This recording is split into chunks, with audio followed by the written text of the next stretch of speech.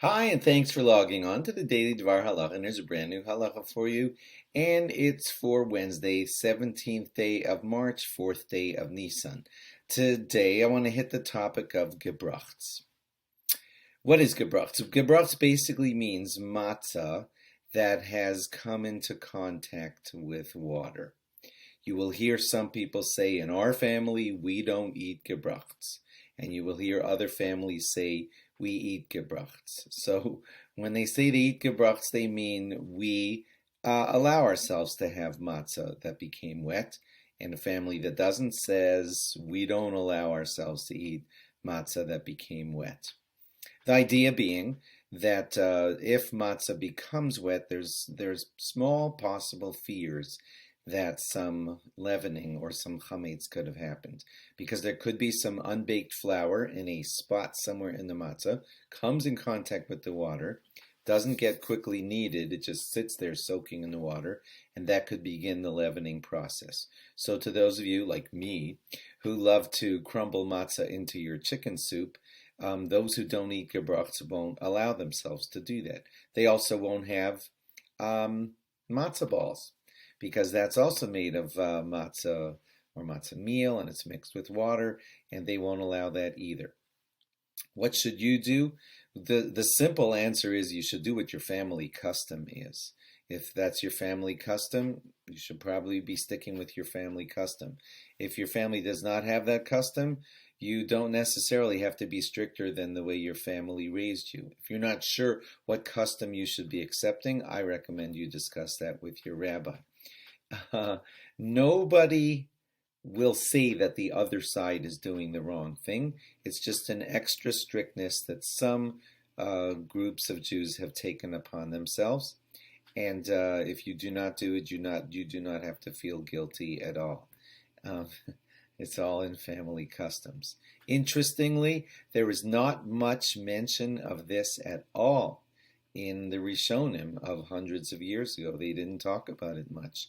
There is one Ravan that people quote, which seems to allude to the topic, but otherwise you won't find it discussed too much earlier in the early sources. I'll just give you a quick rundown if you want to know some interesting things that are said about it. I have them scribbled down here in my teleprompter. The Shari Tshuva says that if you wanted to just dip your matzah in something wet and then quickly eat it, he felt that that was fine because it's so fast it won't have a chance to become leaven. The Shulchan Aruch Harav was of the opinion that it would be worthy of bracha if you accepted this strictness upon yourself. He quotes the Arizal, who said that accepting stringencies for Pesach time is an appropriate thing to do because we want to be certain to not, God forbid, eat chametz inadvertently.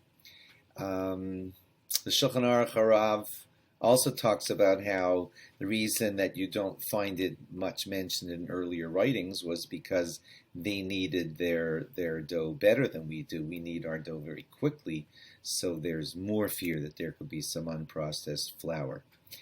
And now for your fun, this is advanced for those of you who want to know, there's actually a mild allusion to it in a Gemara, believe it or not, on Daf Mem in Psachim. Here, Rav Papi Sharile Labur Diki Deve Reish Galusa. Rav Papi used to allow the bakers of the Reish Galusa Lemimcha Kadera B'Chasisi to thicken up their pots with chasisi. And when you look at Rashi, he says that's Kimcha da Avshuna, something like dry flour.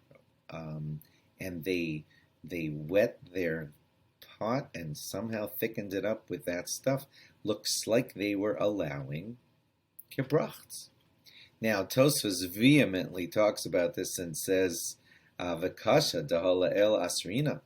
Earlier we said you're not allowed to do this, and no one even argues there. And so he quickly says that the chasisi was the flour of lentils. Anyway, those of you who are scholars listening to this, we may want to look into this Gemara. It's on the Daf Mem Amud Beis. But ultimately, you should follow your family custom on the topic of gebrochts. If you don't have a family custom, I suggest you discuss it with your rabbi. And now you have a little quick education on gebrochts. Thanks for logging on. I got 5 seconds left.